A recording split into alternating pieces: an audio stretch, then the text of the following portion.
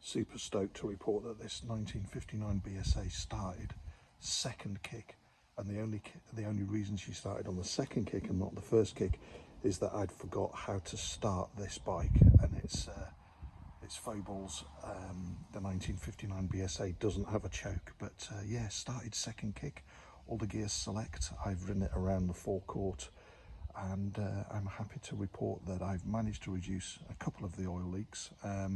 The front mudguard is in the potting shed, having the mudguard stays painted. You can see that the fork sanctions have been painted, and the only thing left for me to do is to replace the rear brake lens, the red light at the back. I've got a spare in the spares cupboard, along with the fitting, so lens and fitting will go on, and it will allow me to completely road test it on the public roads tomorrow. But yeah, riding it around the courtyard, I could not be happier. Really satisfied.